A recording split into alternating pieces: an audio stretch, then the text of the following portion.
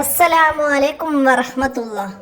നമ്മൾ ഇന്ന് 5ാം ക്ലാസ്സിന്റെ കിതാബു താരീഖിലെ അദ്ദറസുർ റാബിഉ 4ാമത്തെ പാഠം മദീന കരാർ. നമുക്ക് പാഠഭാഗം മനസ്സിലാക്കാം. ബിസ്മില്ലാഹിർ റഹ്മാനിർ റഹീം. നബി സല്ലല്ലാഹു അലൈഹി വസല്ലമ ഹിജ്റ വരുമ്പോൾ മദീനയിൽ മുസ്ലിങ്ങൾ വളരെ ന്യൂനപക്ഷമായിരുന്നു. എന്നിട്ടും മദീന ദഅവത്തിന് അനുയോജ്യമായ നാടായി. ദഅവത്ത് പ്രബോധനത്തിന് അനുയോജ്യമായ നാടായി. മദീനയിൽ വ്യത്യസ്ത ഗോത്രങ്ങളിൽ നിന്നുള്ള ആളുകൾ താമസിച്ചിരുന്നു. ഔസ്, ഹസ്രജ് ഗോത്രങ്ങളിലെ അൻസാറുകളായ മുസ്ലിങ്ങൾ, ബനു കൈനുകാ, ബനു ഖുറൈള, ബനു നളീർ എന്നീ ജൂതഗോത്രങ്ങൾ, ഇതുവരെ ഇസ്ലാമിലേക്ക് മതം മാറിയിട്ടില്ലാത്ത ബഹുദൈവ വിശ്വാസികൾ. അൻസാർ ഗോത്രങ്ങള്, ഔസ്, ഹസ്രജ്, ജൂതഗോത്രങ്ങള്, ബനു കൈനുകാ, ബനു ഖുറൈള, ബനു നളീർ. അപ്പൊ അതൊക്കെ ഏതൊക്കെ ഗോത്രങ്ങളാണെന്നൊക്കെ മനസ്സിലാക്കണം. അൻസാറികളായ മുസ്ലിങ്ങള്, ജൂത ഗോത്രങ്ങള്, അതൊക്കെ മനസ്സിലാക്കട്ട. വ്യത്യസ്ത വിശ്വാസങ്ങളും ആചാരങ്ങളും ഉള്ളവരെല്ലാം ഒരേ സ്ഥലത്ത് താമസിക്കുമ്പോൾ അവരുടെ ജീവിതം ക്രമീകരിക്കാനും തർക്കങ്ങൾ ഇല്ലായ്മ ചെയ്യാനും ഒരു സംവിധാനം ആവശ്യമായി വരുമല്ലോ. അതിനായി പുണ്യ നബി സല്ലല്ലാഹു അലൈഹി വസല്ലമ വിവിധ വിഭാഗങ്ങളുടെ നേതാക്കളോടൊപ്പം ഇരുന്ന് ഒരു കരാർ ഉണ്ടാക്കി. അത് പിന്നീട് മദീന കരാർ എന്നറിയപ്പെട്ടു. എന്താണ് മദീന കരാർ? നബി സല്ലല്ലാഹു അലൈഹി വസല്ലമ മദീനയിലെ ഗോത്രങ്ങളിലെ വിവിധ വിഭാഗങ്ങളുടെ നേതാക്കളോടൊപ്പം ഇരുന്ന് ഒരു കരാർ ഉണ്ടാക്കി. അതാണ് മദീന കരാർ എന്നറിയപ്പെട്ടത്. മദീന കരാറിലെ ഉള്ളടക്കം എന്തായിരുന്നു? കരാറിന്റെ ഉള്ളടക്കം എന്നതാണ് നമ്മളിവിടെ മനസ്സിലാക്കുന്നത്. മുസ്ലിങ്ങളും ജൂതന്മാരും ബഹുദൈവ വിശ്വാസികളും ഒരു ദേശത്തെ ജനങ്ങളാണ്. എല്ലാവരും ഒരു ദേശത്തെ ജനങ്ങളാണ്. ഓരോരുത്തർക്കും അവരുടേതായ മതങ്ങളുണ്ട്. മദീനയെ സംരക്ഷിക്കുക എന്നത് എല്ലാവരുടെയും കടമയാണ്. മദീന നിവാസികൾ ആരും മറ്റുള്ളവരാൽ ആക്രമിക്കപ്പെടാൻ പാടില്ല. അവർ ഒരു അക്രമിയെയും സഹായിക്കാനും പാടില്ല. അങ്ങനെ മദീന സുരക്ഷിതത്വം നിറഞ്ഞ ഒരു സ്ഥലമായി മാറി.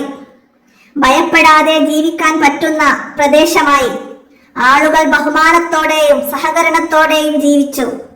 എല്ലാവരുടെയും അവകാശങ്ങളും കടമകളും ഉറപ്പാക്കാൻ ഈ കരാറിന് സാധിച്ചു.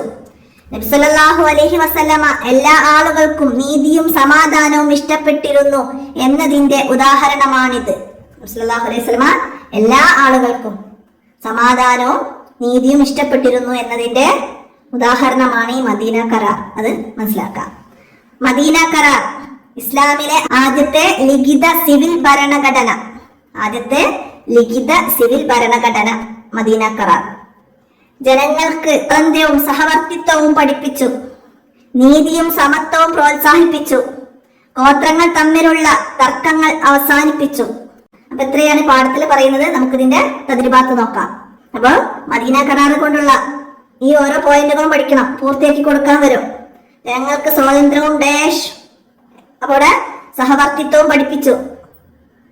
ഒക്കെ മനസ്സിലാക്കണം കേട്ടോ. അങ്ങനെ എഴുതാൻ വന്നാല് നമുക്ക് എഴുതാൻ കഴിയണം. അത് നന്നായിട്ട് പഠിക്കാം.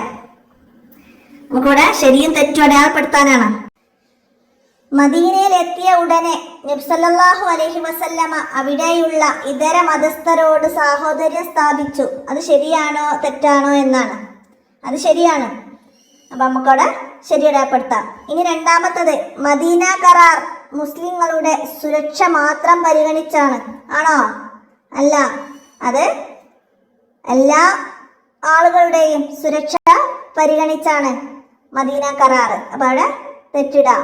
അടുത്തതോ, അൻസാറുകൾ ഔസ് ഹസ്രജ് ഗോത്രക്കാരായിരുന്നു. അൻസാറുകളാണ് ഔസ് ഹസ്രജ് ഗോത്രക്കാർ. അത് ശരിയാണ്. അടുത്തതോ, മദീന കരാർ എല്ലാവരുടെയും അവകാശങ്ങൾ പരിഗണിച്ചിരുന്നു. അത് ശരിയാണ്. എല്ലാവരുടെയും അവകാശങ്ങൾ പരിഗണിച്ചിരുന്നു. അപ്പൊ അത് നമുക്കവിടെ ശരി അടയാളപ്പെടുത്താം. ഇനി അടുത്തത് അവിടെ ചർച്ച ചെയ്യാനാണ്. അവിടെ ചർച്ച ചെയ്യാൻ വന്നത് ക്ലാസ്സിൽ നിങ്ങൾക്ക് ക്ലാസ്സിൽ ചർച്ച ചെയ്യണം, നിങ്ങളും ഉസ്താദും കുട്ടികളുമായിട്ട്. അപ്പൊ അവിടെ ഒന്നാമത്തത് വന്ന് മദീന കരാറിന്റെ അനിവാര്യത എന്തായിരുന്നു എന്നാണ്. മദീനയിലുണ്ടായിരുന്ന വ്യത്യസ്ത മതക്കാരും ഗോത്രക്കാരും തമ്മിലുള്ള തർക്കങ്ങൾ ഒഴിവാക്കാനും എല്ലാവർക്കും നീതിയും മത സ്വാതന്ത്ര്യവും ഉറപ്പാക്കാനും മദീനയെ ശത്രുക്കളിൽ നിന്ന് ഒന്നിച്ചു ചേർന്ന് സംരക്ഷിക്കാനുമാണ് പുണ്യ നബി സല്ലല്ലാഹു അലൈഹി വസല്ലമ മദീന കരാർ ഉണ്ടാക്കിയത്. അടുത്ത പിന്നെ രണ്ടാമത്തത് നബി സല്ലല്ലാഹു അലൈഹി വസല്ലമയുടെ നീതിബോധം മദീന കരാറിലൂടെ എങ്ങനെയാണ് വായിച്ചെടുക്കുന്നത്?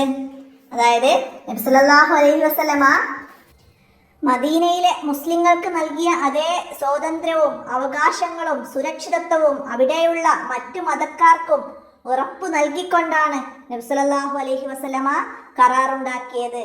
സ്വന്തം മതക്കാരെ മാത്രം നോക്കാതെ എല്ലാ വിഭാഗം ജനങ്ങൾക്കും തുല്യനീതി ഉറപ്പാക്കി എന്നതിലൂടെ നബി സല്ലല്ലാഹു അലൈഹി വസല്ലമയുടെ മഹത്തായ നീതിബോധം നമുക്ക് വായിച്ചെടുക്കാം.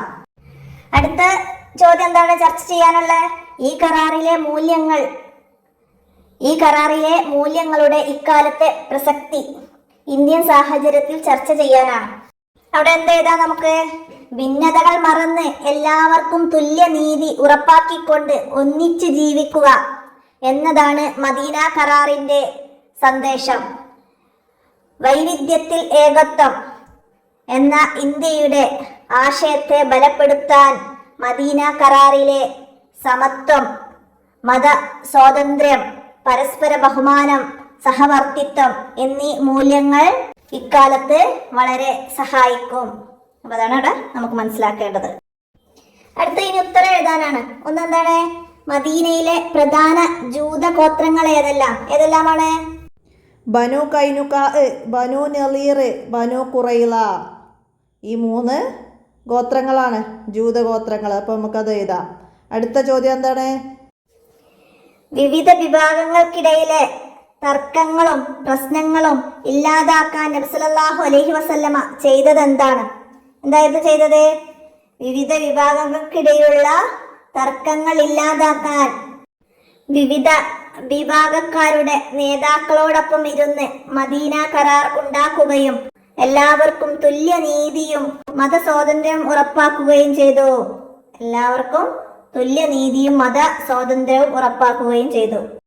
അടുത്തത് മൂന്നാമത്തത് മദീന കരാർ കൊണ്ടുണ്ടായ പ്രധാന നേട്ടങ്ങൾ എന്തെല്ലാമാണ്? അങ്ങനെ മദീന ഒരു സുരക്ഷിതത്വം നിറഞ്ഞ ഒരു സ്ഥലമായി മാറി. ഭയപ്പെടാതെ ജീവിക്കാൻ പറ്റുന്ന പ്രദേശമായി. ആളുകൾ ബഹുമാനത്തോടെയും സഹകരണത്തോടെയും ജീവിച്ചു. എല്ലാവരുടെയും അവകാശങ്ങളും കടമകളും ഉറപ്പാക്കാൻ ഈ കരാറിന് സാധിച്ചു. ഇത്രയും നമുക്ക് മദീന കരാർ കൊണ്ട് ഉണ്ടായ നേട്ടങ്ങൾ അവിടെ എഴുതി മനസ്സിലാക്കാം. അപ്പൊ ഇത്രയാണ് ഈ മദീന കരാർ എന്ന പാഠഭാഗത്തിൽ നിങ്ങൾ മനസ്സിലാക്കി പഠിക്കേണ്ട കാര്യങ്ങൾ. അപ്പൊ എല്ലാവരും മനസ്സിലാക്കി പഠിക്കുക. ഇനി മദീന കരാറിലെ വ്യവസ്ഥകൾ അത് നിങ്ങൾക്ക് പാഠത്തിന്റെ അവസാനത്തിൽ ബോക്സ് ആയിട്ട് തന്നിട്ടുണ്ട്. നീതിയും സമത്വത്തെയും പ്രോത്സാഹിപ്പിച്ച് അങ്ങനെ കുറെ കാര്യങ്ങൾ. അപ്പൊ അതൊക്കെ അവിടെ മനസ്സിലാക്കി പഠിക്കണം, ഉപകാരപ്പെടുത്തണം. വീഡിയോ കൂട്ടുകാർക്കൊക്കെ ഷെയർ ചെയ്തെടുക്കണം. നമുക്ക് അടുത്ത പാഠവുമായി അടുത്ത വീഡിയോയിൽ കാണാം. അസ്സലാമു അലൈക്കും വറഹ്മത്തുള്ളാഹി.